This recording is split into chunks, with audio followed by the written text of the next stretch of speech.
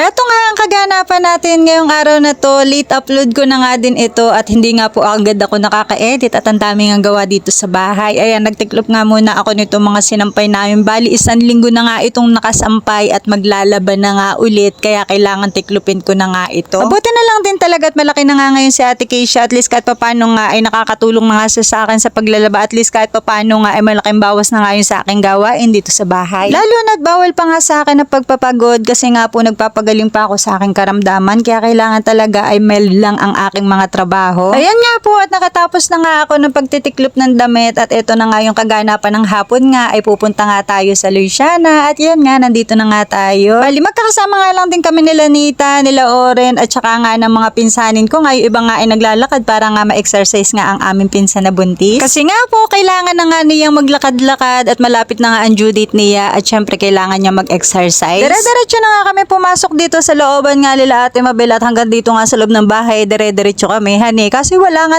tao abay nasa taas nga pala ng bahay si Ate Mabel at kausap nga ang nanay niya nasa Italy. Ang sinasabi niya nga ay tumuloy na nga lang daw kami at gawa ng sila Ate Minel nga daw ay nabili laang ng yelo kanino pa nga daw yun umalis ay hanggang ngayon nga hindi pa nga daw bumabalik. Nakakatuwa lang din talaga at kahit wala nga sa plano aba ay nakarating nga kami dito sa birthday ni Ate Minel at masaya nga magbabanding kami magpapamilya. Yun nga lang po medyo sad nga din kasi wala nga po ang aming kapatid na si Kuya Nelson at nasa ibang bansa nga kaya kami lang din yung magse-celebrate ng birthday nga ni Ate Minel. Di bale at marami pa namang okasyon na darating kaya sigurado makakabanding din natin yun sa mga hinaharap. Ayan nga po at sinilip ko na nga yung mga handa ni Ate Minel ay ganito nga pala ang kaunti sa kanya ay Diyos ko po ay ang dami nga rin pala niyang handa at nag-picture taking nga lang ang diyan na saglitan at maya-maya nga ay kakantahan na nga natin siya. Dalagan-dalaga na nga si Ate Minel aba ay magkasintaas na nga pala sila ng mama niya at kakantahan nga lang din natin ng happy birthday itong magandang dalagang ito. Aba itawa pa ng tawa. Happy birthday to you.